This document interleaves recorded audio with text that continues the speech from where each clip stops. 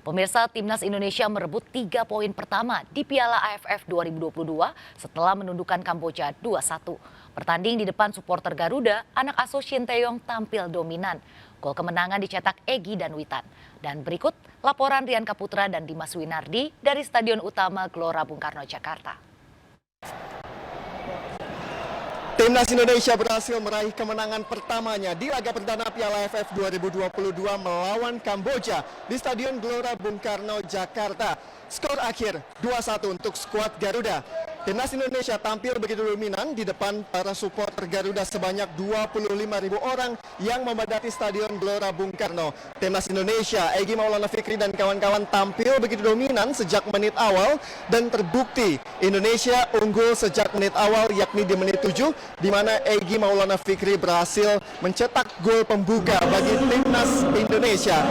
Gol Egy Maulana Fikri berhasil dicetak hasil umpan cantik dari Pratama Arahan di sisi kiri lapangan dan berhasil diselesaikan oleh Egy Maulana Fikri dengan first shot atau tendangan pertama di mana Egy Maulana Fikri berdiri bebas di depan gawang Kamboja.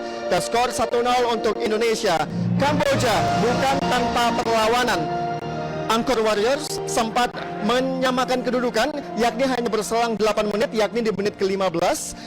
Kamboja berhasil mencetak gol penyeimbang kedudukan melalui Saret Kria, yakni melalui skema permainan di tendangan pojok dan bisa mencetak gol melalui sundulan sehingga bola yang disundul oleh Kria tidak bisa ditahan oleh Nadeo Argawinata. Namun Indonesia tidak tertahan sampai di situ saja. Indonesia kembali bangkit untuk lebih mendominasi permainan. Akhirnya di menit ke-35, Witan Sulaiman berhasil mencetak gol kedua bagi Indonesia. Gol Witan Sulaiman berhasil diciptakan berdasarkan dari permainan serangan balik yang begitu apik, di mana pemain tengah Mark Klok dan Ricky Kambuaya bisa mengatur permainan di pola tengah melalui serangan balik dan melihat adanya Marcelino Ferdinand yang berdiri bebas untuk melakukan serangan balik. Dan Marcelino Ferdinand dari sisi kanan berhasil memberikan umpan matang kepada Witan Sulaiman yang berada di depan gawang Kamboja. Skor 2-1 untuk Indonesia. Sebenarnya Indonesia di babak pertama bisa memperluas keunggulan, yakni menjadi 3-1. Namun sayang, Egy Maulana Fikri gagal mencetak brace karena saat sudah one-on-one dengan kiper Kamboja, ia gagal memanfaatkan peluang tersebut.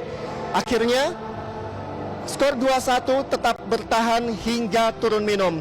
Dan di babak kedua, pelatih Shin Tae-yong mulai melakukan sejumlah pergantian pemain. Tercatat ada 3 pemain sekaligus yang langsung diganti di pertengahan babak pertama. Indonesia tetap tampil dominan, namun juga Kamboja bukan tanpa perlawanan. Kamboja sesekali juga tetap mengancam gawang Timnas Indonesia.